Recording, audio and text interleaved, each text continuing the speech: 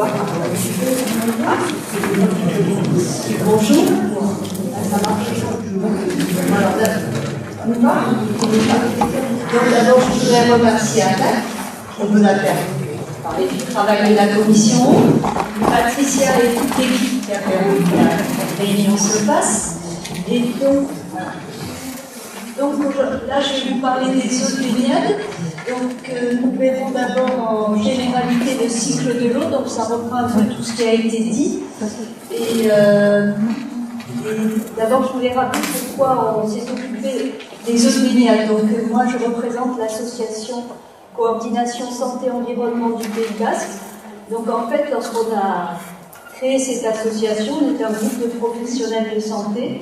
Et le but, c'était essayer de faire comprendre aux gens l'impact de la pollution sur la santé, et on s'était dit qu'au Pays Basque, il y avait un problème qui nous concernait tous, c'était l'eau, et que l'eau, comme elle a des normes d'eau de baignade et qu'il y a des analyses, on s'était dit que c'était un moyen de comprendre un peu la pollution de notre environnement. Donc à travers le cycle de l'eau, on verra comment cette pollution circule, on verra tous les problèmes réglementaires, le droit d'accès à l'eau, les règles d'assainissement. Et nous verrons après les différents chapitres concernant les eaux de baignade et tout le système, comment en amont des eaux de baignade, tout ce qui fait la pollution. Et enfin, nous envisagerons quelques solutions.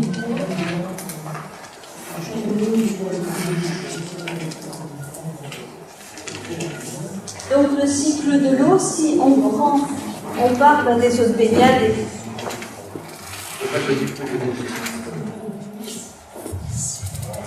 et qu'on part de la mer, on voit que l'eau qui s'évapore va s'évaporer en même temps que la pollution et qu'elle va aller se déposer, que ce soit sous forme de pluie ou sous forme de neige, et donc on retrouvera des pollutions, y compris dans la neige, dans les ruisseaux en montagne. Elle pourra descendre, puisque Georges a parlé des nappes phréatiques, on les retrouvera aussi dans les nappes phréatiques et après dans les rivières lors des captages pour par exemple l'eau potable.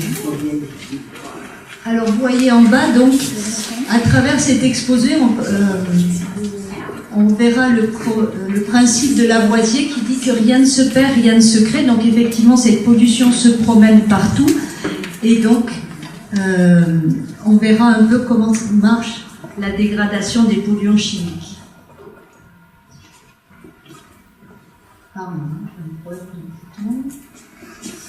Alors, le droit d'accès à l'eau est indissociable du droit à l'accès à l'assainissement, puisque tout est lié dans le cycle de l'eau. Donc, ce droit d'accès à l'eau et à l'assainissement a été reconnu par les Nations Unies en 2010. Et après, donc, la directive cadre eau, ces directives européennes, ça a été une des premières qui a été mise en place lors de la création de l'Europe dans les années 70. Et on va voir comment petit à petit tout ça a été simplifié pour se réduire à quelques notions d'Escherichia coli.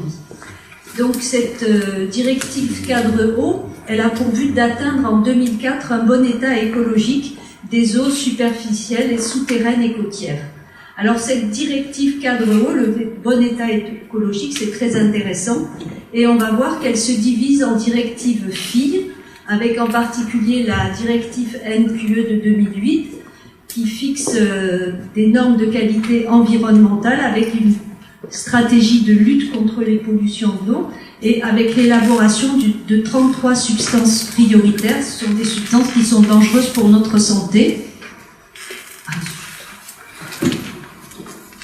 Alors cette directive cadre eau, elle va être déclinée dans des stages, des schémas directeurs d'aménagement et de gestion de l'eau pour chaque bassin versant. Donc nous, c'est le bassin Adour-Garonne.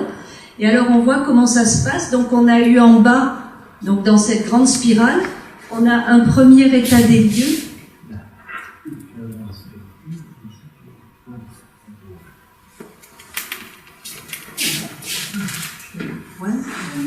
C'est celui-là.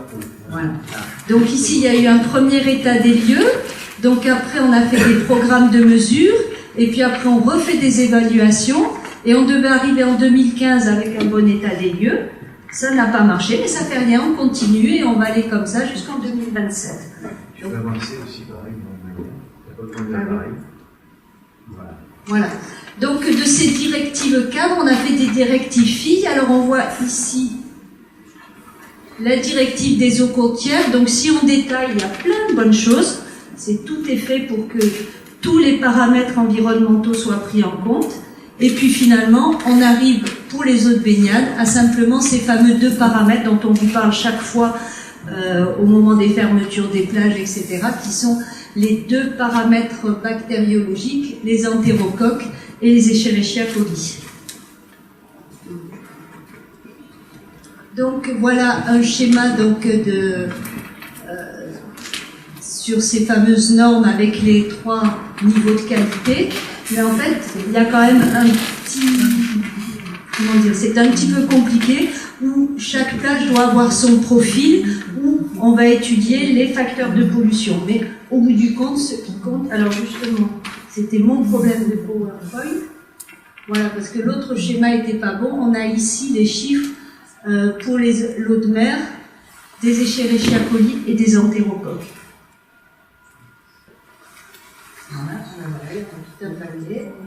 Voilà. Alors théoriquement, donc ces normes, elles sont faites pour nous permettre une baignade sans danger pour la santé. Et donc l'année dernière, avec une étudiante en épidémiologie, elle a fait une courte étude. Elle a contacté je crois, une centaine de médecins. On a eu 70 réponses. Et donc on voit qu'ils répondent tous que donc lorsqu'il y a de fortes pluies en particulier, ils ont plusieurs usagers, plusieurs pratiquants d'activités nautiques qui présentent des problèmes. Donc les plus fréquents, c'est conforme à la littérature, hein, c'était les problèmes gastro-intestinaux, les problèmes ORL, et puis après les problèmes cutanés, il y en a toute une série. Donc on se rend compte que pour nous les normes sont insuffisantes, mais que même eux dans leur domaine bactériologique, c'est pas terrible. Alors nous allons étudier le système actuel. Donc comment ça se passe au niveau de la gestion de l'eau, donc de nos rejets quand ça part de chez nous. Donc il y a le tout à l'égout. Alors le Pays Basque étant vallonné, que ça monte et ça descend, pour arriver aux stations d'épuration, il y a des systèmes de pompage. Ça arrive à la station d'épuration et après ça doit être propre et rejeté dans le milieu naturel. Donc on va reprendre ces étapes. Donc la première étape importante, c'est que ce qui part de chez nous, c'est le tout à l'égout. Alors il y a une grosse discussion entre tout à l'égout, réseau unitaire ou séparé. Le réseau unitaire, c'est celui que vous voyez en premier. Donc c'est un mélange. L'eau de pluie qui est censée être propre est mise dans la même canalisation que nos eaux usées. Et tout ça arrive à la station d'épuration, donc ça lui fait beaucoup de travail. Et c'est un des grands problèmes. Quand il pleut, c'est là, on le reverra, que les eaux de baignade sont non conformes. Vous avez un autre schéma qui est le séparatif, où les eaux de pluie retournent directement dans le milieu naturel et seules les eaux usées vont à la station d'épuration.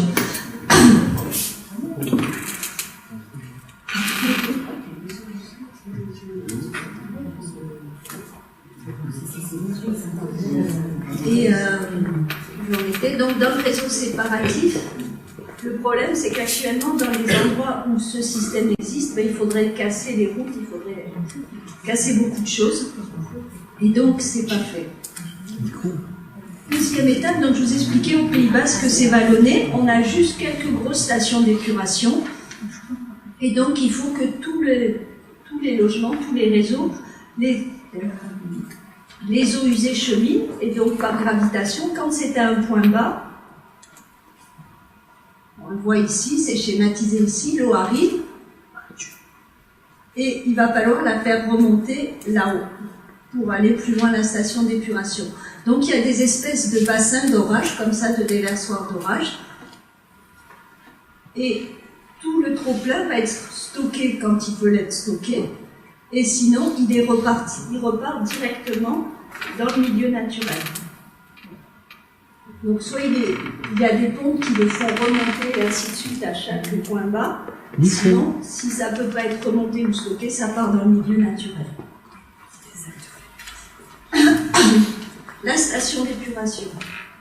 Donc la station d'épuration a 3 niveaux. Donc la première étape, qui est le dégrillage, hein, ça relève les choses les plus grossières. Il y a la phase de pré-traitement qui est assez importante parce qu'il doit y avoir le sable, les matières grasses qui doivent être éliminées. Après, il y a une deuxième partie ici dans la phase de traitement primaire, de décantation, où ils vont enlever les choses les plus importantes. Et à l'issue de ça, notamment, il y a une partie qui est importante, c'est le dégraissage. On laisse reposer, les graisses remontent, et ça doit être en quelque sorte écrémé. Sylvie, excuse-moi, il y a des techniciens qui voudraient parler plus dans le micro. Je suppose que c'est que qu'elle sera moins à vous. Merci. Merci de parler. Technicien.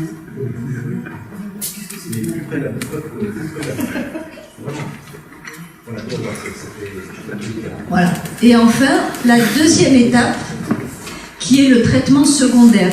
À ce niveau-là, c'est la dégradation, l'élimination des matières qui sont des matières grasses, des protéines, des sucres, tout ce qu'on rejette.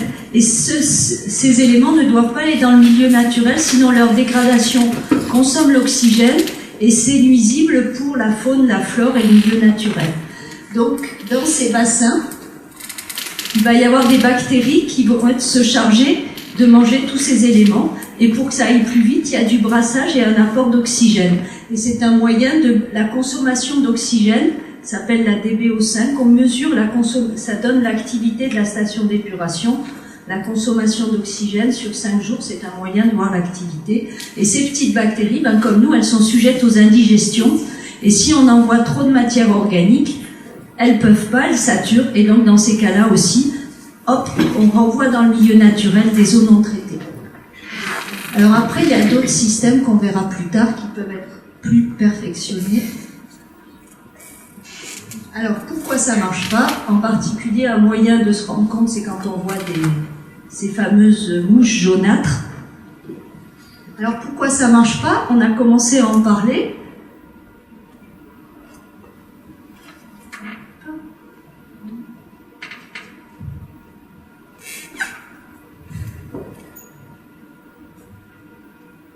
Pourquoi ça marche pas? Donc, on a commencé à voir ce problème ici, donc avec les rejets directement dans le milieu naturel. Et quand il y a des soucis aussi au niveau des stations d'épuration, un moyen, donc on a dit quand ils saturent, qu'est-ce qu'on fait? Ils n'ont de cesse de faire ça partout, c'est de faire des émissaires en mer. On voit là, on s'est beaucoup bataillé contre les portes à clapet et là, en fait, surtout à Bidart, c'est le problème des portes à clapet, c'était la mise en place d'un émissaire en mer qui peut renvoyer des eaux non traitées 365 jours par an. Et on voit ici, quand ils font des rejets, on voit l'auréole de mousse en périphérie des eaux rejetées. Et on voit ici donc les rares bilans qu'on a eu de stations d'épuration, parce que théoriquement, c'est des éléments qu'on devrait pouvoir avoir. On a écrit plusieurs fois pour les demander, on n'a que 3 lignes. Sur les seuls éléments qu'on a pu avoir, on voit ici l'évolution des bypass avec la multiplication par 5 du rejet d'eau non traitée quand on a un émissaire en mer. Donc, comme je vous le disais, pour nous, les analyses bactériologiques, c'est pas suffisant, mais c'est pas suffisant non plus en quantité, puisqu'elles ne sont faites que du 15 mai au 15 septembre. Et que c'est un calendrier qui est établi d'avance. Chaque plage est à peu près contournée 20 jours dans la saison. Donc, on sait que si un jour ils sont passés, ils passeront pas le lendemain. Donc là, on peut y aller là, tranquillement. Donc, c'est ce qu'on appelle le jeu de dupes des fermetures préventives. Et donc, nous demandons des analyses plus complètes et indépendantes. Et ça rejoint un peu ce qu'on disait tout à l'heure pour l'air. Parce que nous, vous allez voir, on a essayé d'en faire quelques-unes, mais évidemment, ça demande beaucoup d'argent. Et il faut toujours utiliser est poussé à ce que ce soit fait par les pouvoirs publics parce que ça sert de référence. Donc nous demandons donc des analyses indépendantes avec plusieurs critères qui ne soient pas que bactériologiques. Donc là on voit toute cette différence entre des mousses. Faites bien la différence entre une écoumite de mer qui est blanche et qui est très éphémère et les mousses compactes qui persistent. Donc voilà ici un des échantillons, donc on a fait plusieurs analyses sur fond propre. Hein. Et une des premières choses, on voit donc pourquoi il y a des mouches jaunâtres. Donc on nous disait un temps c'est le plancton, un temps c'était le pain des landes, un temps c'était des différences de température. Donc pour en avoir le cœur net, on a fait faire des analyses et vous pouvez voir qu'on voit des taux de détergents qui peuvent aller jusqu'à des seuils de 200 microgrammes par litre. Donc c'est des analyses qui ont été faites plusieurs fois. Donc on retrouve toujours ces chiffres de détergents. Alors pourquoi les détergents c'est ennuyeux? Parce que d'abord c'est peu biodégradable et ensuite ça a différentes toxicités pour le milieu naturel et pour nous. Donc les libérateurs de formaldéhyde, beaucoup de détergents sont des libérateurs de formaldéhyde. Donc il faut bien penser que ces détergents qu'on retrouve, c'est ceux qui sont utilisés dans le milieu industriel pour nettoyer les sols, mais c'est la même chose dans vos gels douches ou dans le produit que vous l'avez utilisé pour la vaisselle. Parce que dans ce cycle de l'eau, tout ça, tout est en continuité. C'est des perturbateurs endocriniens. Donc ça, on en reparlera peut-être après si tout le monde ne connaît pas ce problème-là. Et puis, c'est un de nos dadas, parce que bon, on pense à notre santé, mais il y a aussi le problème des pauvres végétaux en bord de mer qui ne demandent rien. Et donc, on voit ici, à la Phyténia, on va le voir à plus fort grossissement. Et je vous invite, quand vous vous promenez en bord de mer, alors c'est un truc qui a été très bien étudié par la faculté de pharmacie de Marseille, avec un groupe, avec le professeur Augier, ils avaient fait tout un groupe de travail pour des détergents sans danger. Donc ça date d'il y a longtemps. Et donc ils s'étaient penchés sur le problème des pins maritimes dans les calanques qui mouraient. Et pourquoi tout d'un coup les pins maritimes se mettaient à dépérir. Et ils se sont aperçus, donc on parlait tout à l'heure du cycle de l'eau et des embruns qui transportaient la pollution. Parce que ces pins qui sont en bord de mer depuis longtemps, ils ont normalement des aiguilles de pin qui sont faites pour résister aux embruns qui sont chargés de sel. Le problème, c'est quand un embrun s'envole et qui contient du détergent, l'eau va s'évaporer, il peut arriver à se concentrer jusqu'à 1000 fois en détergent, et quand il va se déposer sur les premières aiguilles qu'il rencontre, il va dissoudre la cire qui protège, il va entraîner la mort des aiguilles, et à la longue, la mort du pain.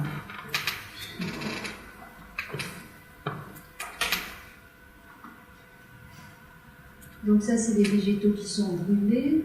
Alors après, les détergents, ça a aussi d'autres problèmes, parce que donc, en effet, notre organisme est fait de cellules qui sont en gros des petites billes de gras.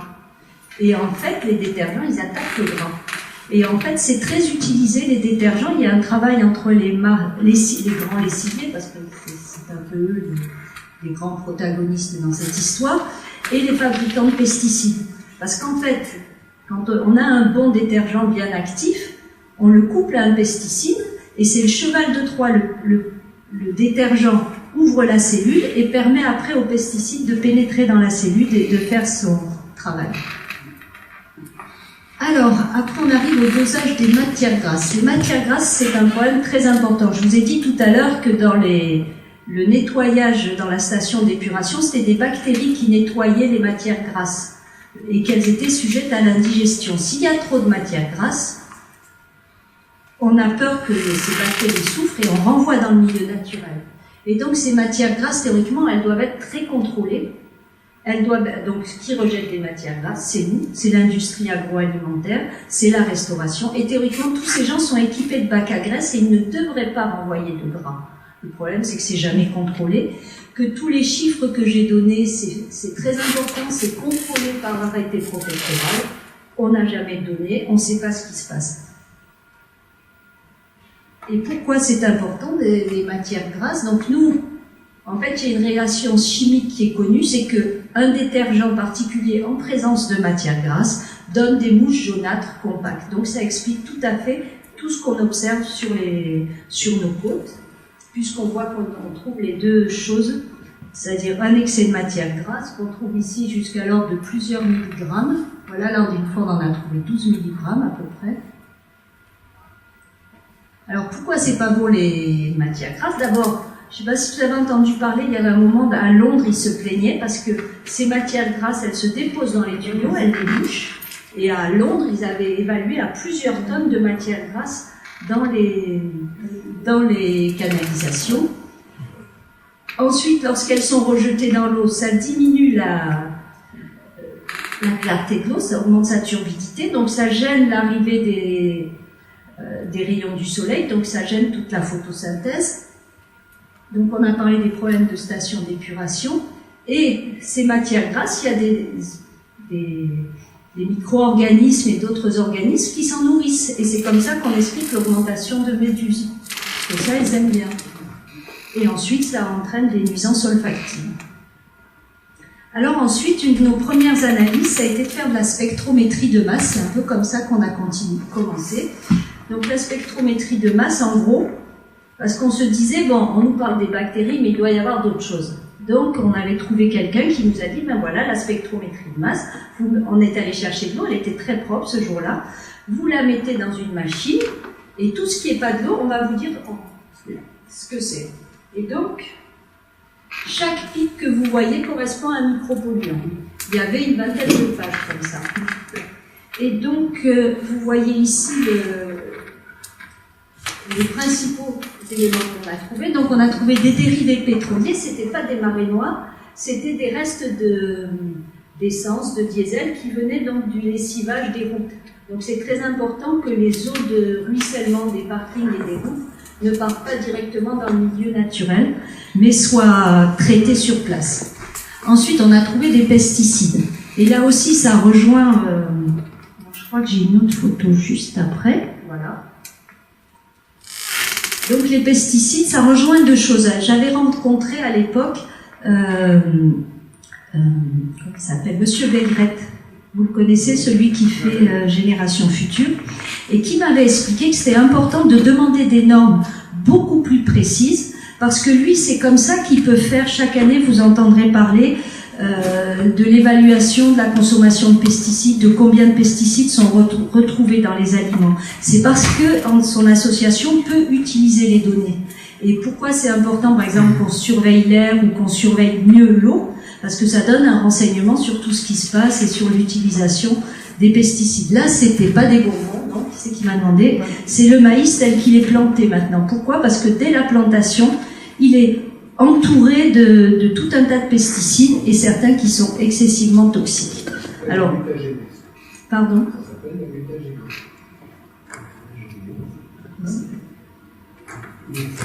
La graine est traitée avec un produit. Oui, je sais pas. Oui.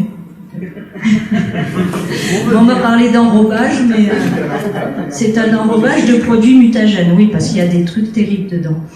Et donc dans les pesticides, il y en avait tout un cocktail, et on n'a pas trouvé de Roundup. Et à l'époque, j'ai rencontré Monsieur Serralini, qui m'a dit, mais ça se voit, quand il y a du Roundup, ça fait des champs oranges. Je lui dis non, moi je vois pas de champs oranges. C'était il y a quelques années, et maintenant, quand vous vous promenez derrière, eh ben on voit des champs oranges. Alors je pense qu'ils ont depuis rajouté en plus du Roundup. Alors il va être interdit dans les jardineries, on ne sait pas quand, mais dans les champs, c'est pas à l'ordre du jour. Mais de nouveau, vous verrez, on voit des champs qui deviennent oranges, et après c'est labouré. Et donc je pense que si on refaisait actuellement les... Voilà. Donc on va passer vite. Après il y avait du détergent, des phtalates, donc c'est un perturbateur endocrinien qui est présent dans les parfums et qui est surtout présent dans les plastiques. Donc je pense que c'est lié à un mauvais recyclage des plastiques, et on a trouvé du cadmium aussi. Voilà mon truc. Alors les solutions, elles existent. Donc on a parlé des réseaux séparatifs. Alors comme je vous ai dit, il faut tout casser, mais il y a des solutions plus simples. Alors la première chose, c'est débrancher les gouttières. au lieu que les gouttières, quand on est relié en système unitaire, il faut dériver l'eau pour qu'elle parte dans des jardins de pluie, dans des tas de choses. Alors bon, ça, je ne suis pas architecte, hein, mais c'est des choses qui peuvent se faire. Il faut aussi lutter contre l'imperméabilisation des sols. On a parlé des rejets d'hydrocarbures. Notre ami McDonald, là, qui avait travaillé un temps avec nous, disait « La nature est bien faite, elle dépollue gratuitement 24 heures sur 24. » Et les racines, les micro-organismes des racines sont capables de digérer toutes sortes de produits chimiques. Et donc, il y a des jardins, vous savez, maintenant on voit des grilles en béton avec un peu d'herbe et toutes ces choses-là, c'est très intéressant. Alors ça peut se faire au niveau individuel, ça peut se faire avec des toits végétalisés. Donc ça, c'est la première étape qui est importante. Voilà un très bel exemple. Alors, en partant d'ici, j'espère que vous regarderez les ronds-points. Oui. Moi, ça m'énerve. Pourquoi? Parce que nos ronds-points, et nos espaces verts, ils sont en hauteur. Et après, l'eau qui circule sur la route, que je vais charger en hydrocarbures, elle part directement, on ne sait pas où, et après, il faut arroser les ronds-points. Alors qu'on voit ici, c'est ce qu'on appelle des noues. Toutes les eaux, l'espace vert est en dessous, donc toute l'eau va d'abord là, et on voit ici juste l'arrivée du tout à l'égout, qu'elle soit séparée ou pas, et l'eau ne va à cet endroit-là que lorsqu'il n'a plus pu s'infiltrer et qu'il y a un risque de crue. Alors, comment sont comptées nos stations d'épuration? Donc, il y a les stations d'épuration sont prévues pour épurer l'eau d'un certain nombre d'habitants et on appelle ça l'équivalent habitant. Alors, il y a tout un système complexe pour évaluer un équivalent habitant. On peut admettre que ça correspond à 150 litres rejetés par jour. Or, actuellement, avec toutes les activités, on est plutôt plus près de 200 ou de 250. Nous avons fait ce petit tableau, et je ne sais pas si tout à l'heure vous vous souvenez, mais Georges nous a dit que le SMUD, parce que c'est un chiffre qu'on cherche à savoir, combien sommes-nous en pleine saison estivale? Parce que vous voyez que l'équivalent, on a mis ici le nombre d'habitants sur la côte, et on a mis ici le nombre d'équivalents habitants. Donc, on se rend compte que on arrive aux 400 000 dont on a parlé tout à l'heure, puisque le SMUD fournit de l'eau à 400 000 habitants pendant l'été. Et donc, c'est mathématique. En été, dès qu'il pleut, le système est saturé, puisqu'il est fait pour 400 000 habitants. Donc, dès qu'il y a de l'eau qui arrive, de l'eau pluviale qui arrive en plus, on voit, comme pour la fourniture d'eau, qu'on est vraiment ras les pâquerettes. Alors, donc pour nous, les solutions, c'est de redimensionner les stations d'épuration pour adapter au nombre d'habitants, mieux les répartir sur le territoire, parce que quand l'eau, elle monte, elle descend, il faut pomper, et ça crée des rejets non traités dans le milieu naturel. Et enfin, donc je vous ai dit tout à l'heure qu'on faisait du primaire, du secondaire, mais il y a des systèmes tertiaires, alors qui peuvent être variés. Ça peut aller du lagunage à l'osmose inverse, au charbon activé. Alors je crois que on revient au problème des solutions avec le bon état écologique des rivières. Excusez-moi, là, ça repart en arrière. Donc on voit ici l'estuaire de l'Ouabia, ben, c'est un peu comme l'estuaire de l'Adour, qui a été modifié. Donc avant l'estuaire de l'Ouabia, c'était tout ça, et il y avait un abouchement qui était libre. Voilà. Et il y avait surtout toute cette zone-là qui était une espèce de mangrove ou de marécage. Et ça, comme je vous le dis, ça dépolluait gratuitement 24 heures sur 24. Tout à l'heure, Georges a parlé aussi des ripisylves, c'est-à-dire autrefois, les rivières, elles étaient bordées d'arbres de roseaux qui dépolluaient. Et c'est toute la richesse des zones humides aussi. On voit maintenant, donc, pas besoin de détails, ça c'était l'Ouabia avant, l'Ouabia aujourd'hui, avec ces nappes de mousse qui remontent lorsqu'il y a de la houle. Voilà un exemple de phytodépollution, c'est des jardins filtrants Alors quand on dit ça, on pourrait, par exemple, à Bidart, il y a toutes ces zones où il pourrait y avoir des jardins filtrants, ces zones qui sont maintenant remblayées, inutiles, et on nous rétorque que c'est vrai que sur la côte basque, où il y a une pression démographique importante, on manque d'espace. Donc là, c'est toujours le rôle des forêts avec, je sais pas pourquoi c'est... Avec ici, donc ce qu'on connaissait autrefois, c'était les bocages avec de la forêt qui permet d'épurer les produits phytosanitaires.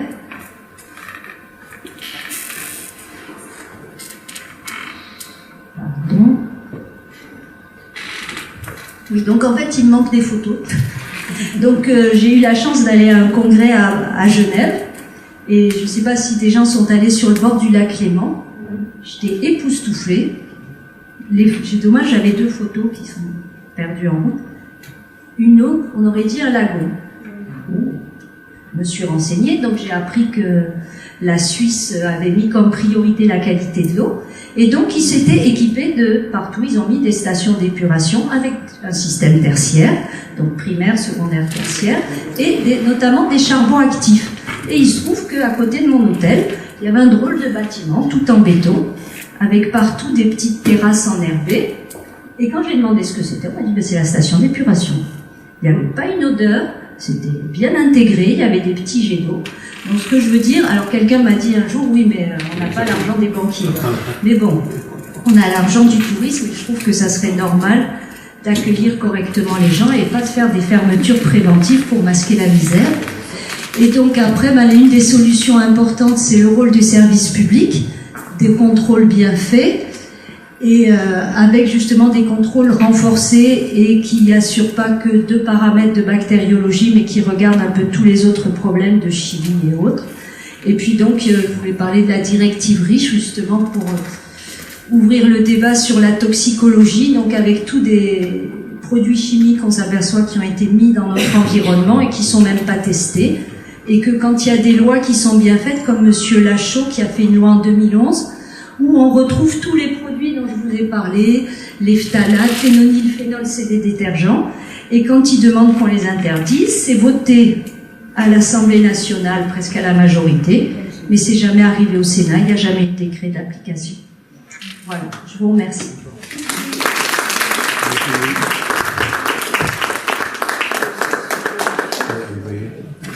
Alors oui, si vous voulez, pour le débat, donc j'ai mis là des petits éléments.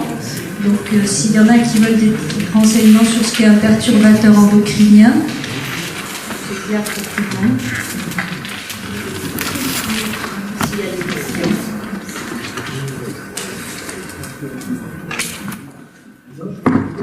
Compris votre terme, d'accord, je comprends maintenant.